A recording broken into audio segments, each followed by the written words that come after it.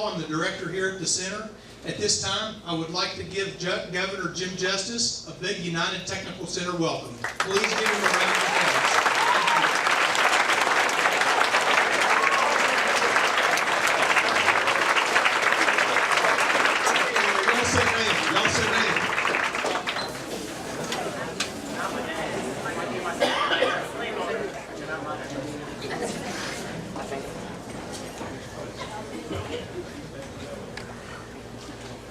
Good afternoon, everyone, and welcome.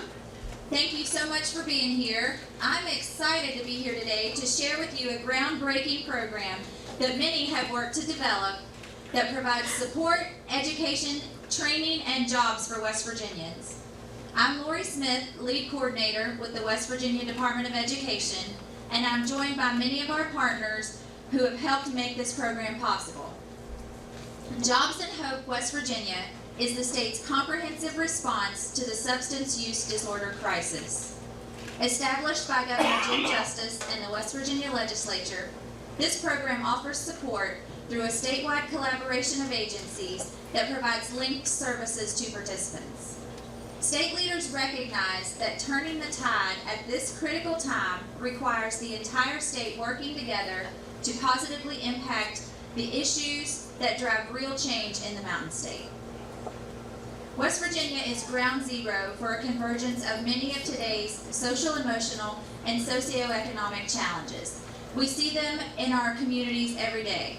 With a population of 1.79 million, we have the highest overdose rate in the country at 49.6 deaths per 100,000, compared nationally to 14.9.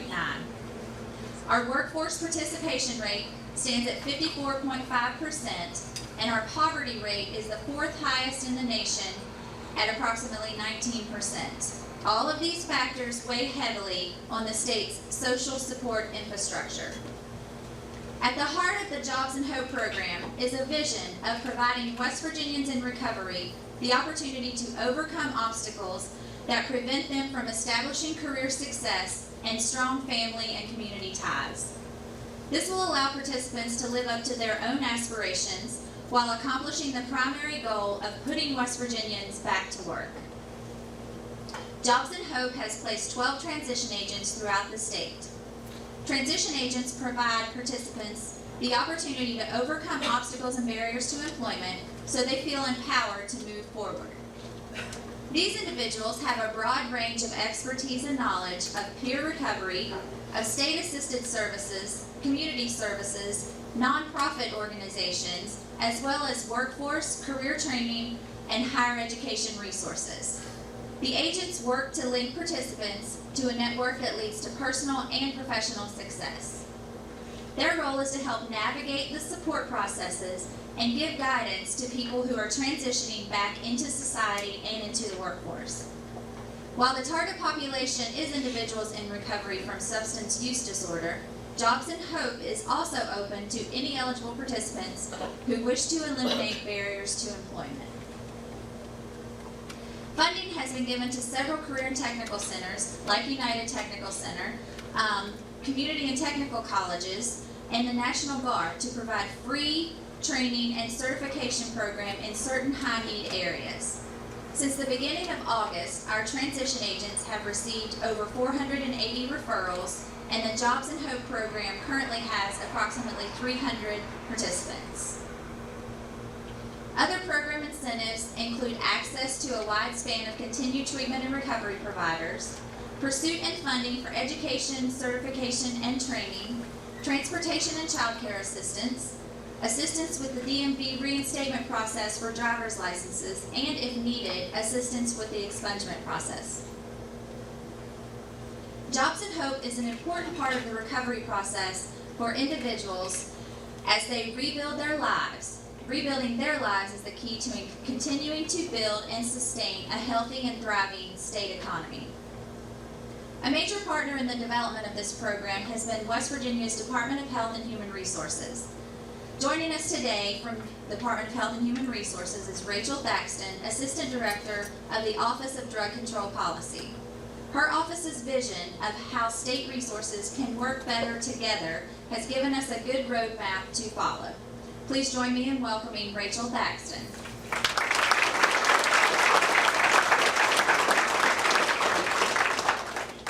Thank you, and good afternoon. The West Virginia Department of Health and Human Resources is excited to be a part of this innovative program that is solving some of the biggest issues in our state. Issues like low workforce participation rates and a lack of options and opportunities for people as they exit treatment and recovery programs have prevailed. As we all know, our work is not done when the program ends. The number of referrals we have gotten speaks volumes about the tremendous need for a program like Jobs and Hope in West Virginia. It also speaks to several important factors. The program, as it continues to develop, will play a significant role in helping people along the path of recovery. It will be an important part of giving people hope that their future can still be bright. That having a substance use disorder does not mean the end of the road. It is only the beginning. It also means that the goals they never thought possible can be achieved, and for some people, it may even mean that they can begin to formulate goals for the first time in their life. Having close to 500 referrals in 3 short months is the tip of the iceberg. More people will be helped as we develop all the aspects of this program, a program that is geared to giving people in recovery the tools they need to be successful. In the coming months, we will be adding peer recovery support specialists to help the transition agents. Their primary focus will be helping participants sustain long-term recovery.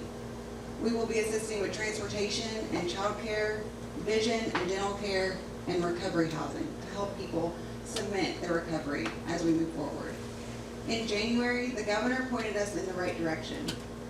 All we need to do is keep moving forward. Thank you.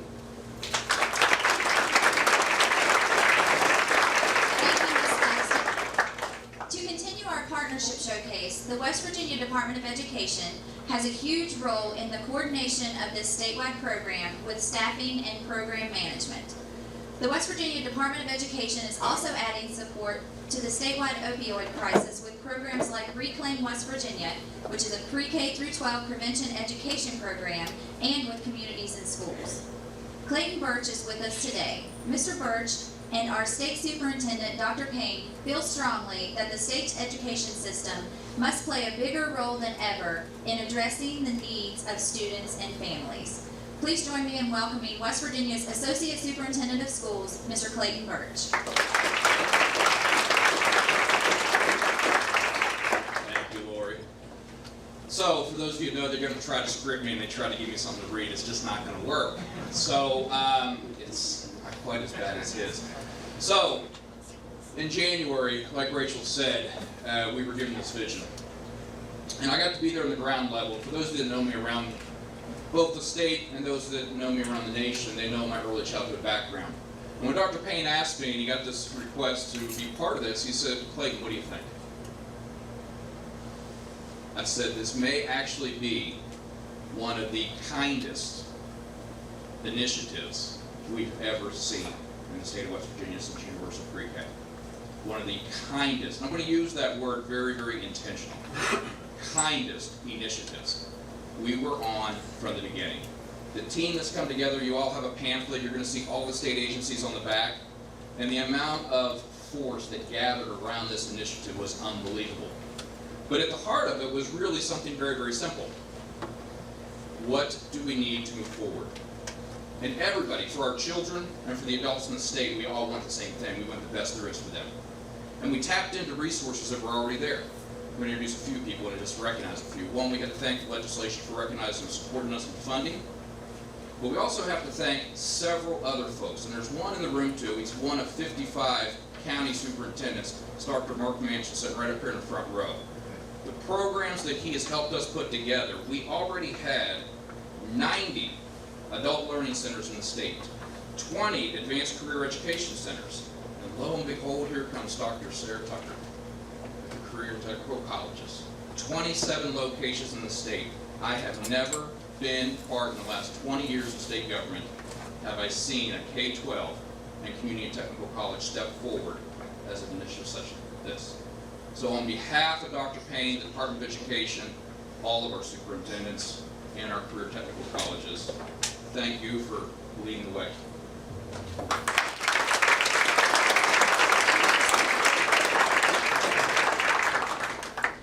As I mentioned in my introduction, this is a collaboration of all statewide resources. So to highlight yet another partnership, Workforce West Virginia plays a major role in the employer portion of our partnership.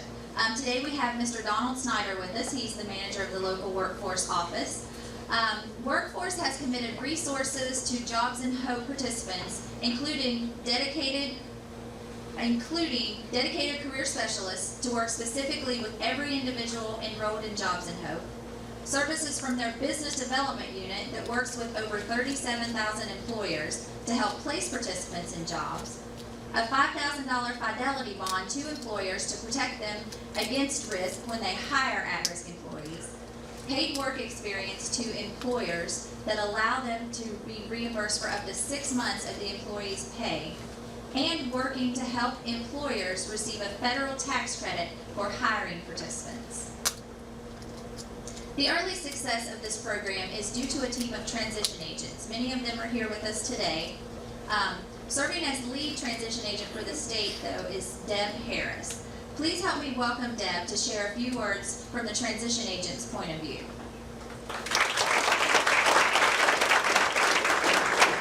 Thanks, Lori. Good afternoon, everyone.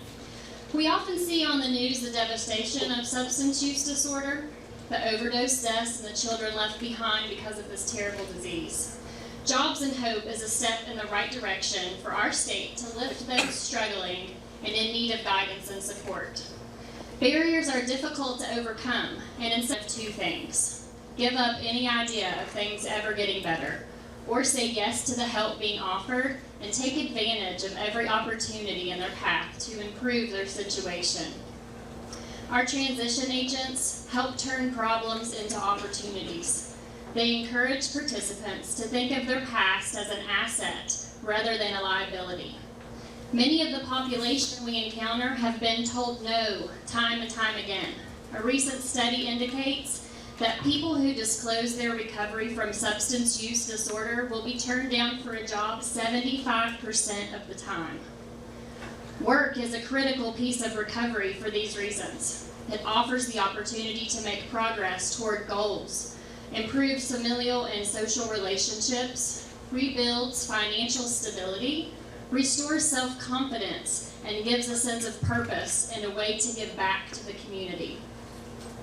I believe that if given the chance, many of these individuals will prove to be some of the best employees. They have a genuine willingness to give back, a gratitude for being given an opportunity, and ultimately, they have more to lose if they are unsuccessful. One of our participants who has already seen success wrote a thank you letter. He states, "I came in with an idea and a dream of what I wanted to do with my life. Over just a short period of time, different avenues were explored, and some things from my past delayed or even ruled out some of my options. However, the resources available through this program have made it possible to find and acquire employment. One of the greatest gifts revealed to me in recovery has been support. That is exactly what Jobs and Hope has been, and I am confident will be for myself and countless others in the future." I'd like to end with a quote that echoes our participants' success in words that I think we can all follow. Bo Bennett says, "Value people on their potential, not on their history." Thank you.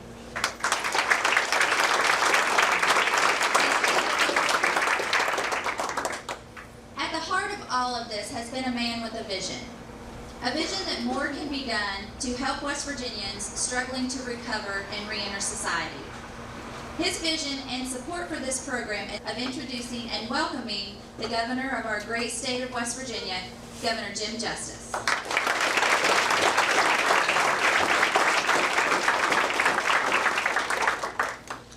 Okay. First of all, let me apologize for being a little late. The trooper wouldn't keep up with me driving down the road, and I had to come a long ways, but we made it, and I thank all the dignitaries that are here and all the people that hold offices and all the people that are helping you in every way. Matt, all y'all. And I especially thank you guys.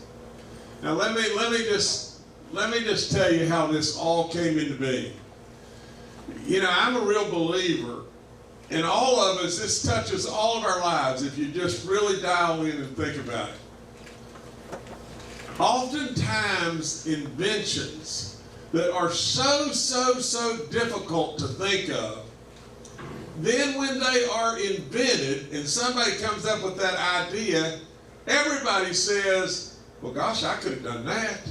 You know, and so in other words, if I were to ever write a book, you know, the book would be, the title would be, the easy stuff is really hard to find. Now, and in all honesty, this all came about, and I truly give the good Lord credit for all the good ideas in my life, and I'll take credit for the bad ones. But here's the whole deal. This came about as a dream. It was, I call it Jim's dream. Now, we can't call it Jim's dream now because you can't put your name associated with something. I don't know what it's all about. It just drives me crazy. I mean, you know, so nevertheless, we call it Jobs and Hope. All right, now just think about it just a second. It's as simple as just this. It's as simple as recognizing that we got a real problem. We got people that have real issues as far as all kinds of addiction in every way. We got to help those people. We got to bring those people back. Now, to be able to do that, we've got to give them free help and encourage them to get help. And then, here's what happened all the time.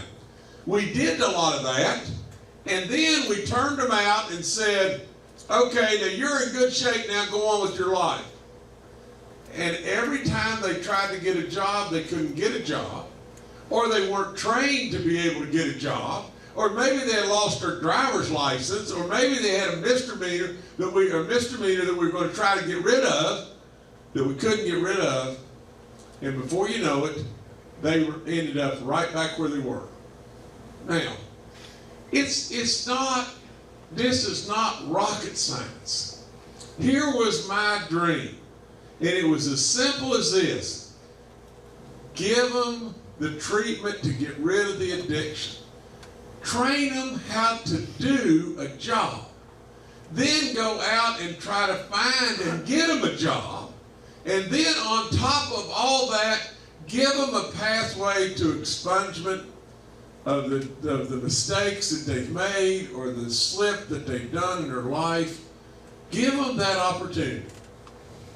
So, then I said one other part. And I said, when we train them and give them a certification and give them training that will genuinely train them. Don't try to tell somebody how to drive a 777 rock truck and train them on a pickup truck. Because when they go to get the job, they have no chance of getting it. So, it was as simple as that. And then, that's as far as I can take many things, and that's what I think is my job. My job is to think of the idea, and then call all the Indians and put all to work in working everything all out. Now, so at the end of the day, that's what we've done. And we called all these great people, and here they all come. And here they all come with refinement of an idea that was just a dream. And so I give so much credit to them. Somebody had to come with the idea.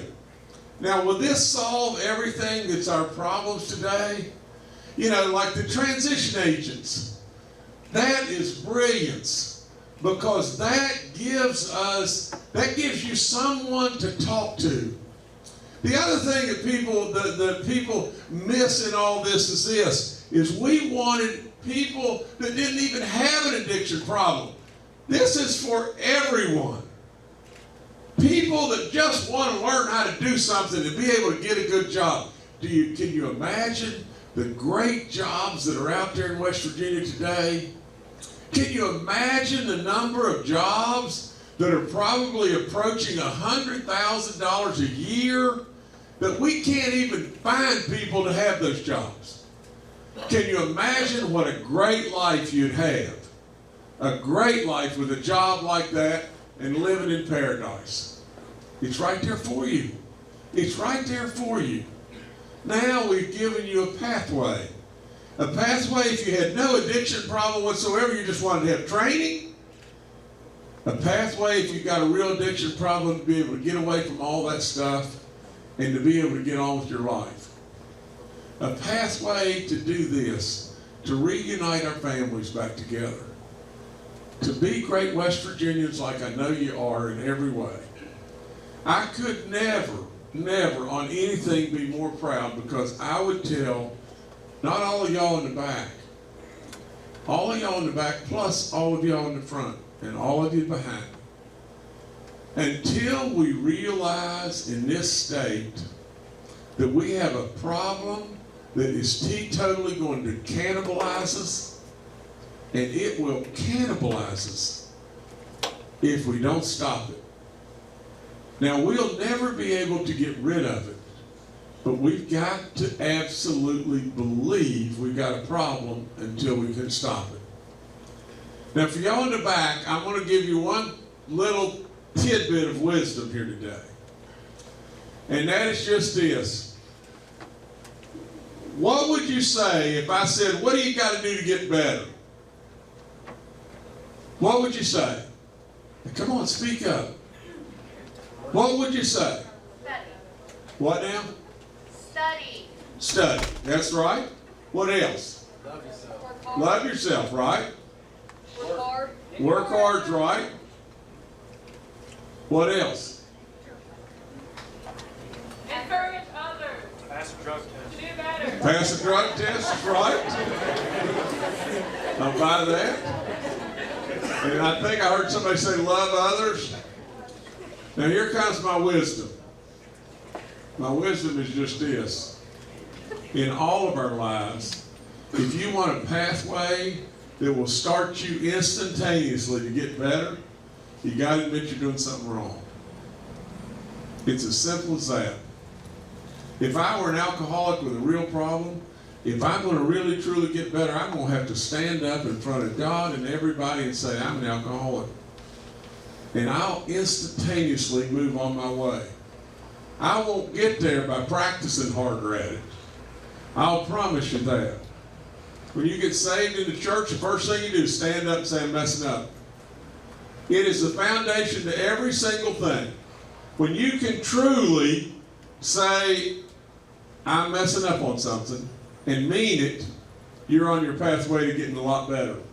I don't care if you're a basketball player. I don't care if you're in training here. I don't care what you're doing. I don't care if you're the CEO of the biggest company in the world. If you don't believe that, you're crazy. Now listen to me when I tell you that just this. I am so proud of every single one of you in every way, shape, form, or fashion. This will not solve everything, but for crying out loud, it's a home run. And if we treat it that way and run with it, we're going to go somewhere. I can never thank you enough. I can never be more proud. I love you with all my soul. God bless each and every one of you, and especially God bless this wonderful state. We are the best of the best of the best of the best, and we just got to believe in ourselves. So anyway, thank you for having me.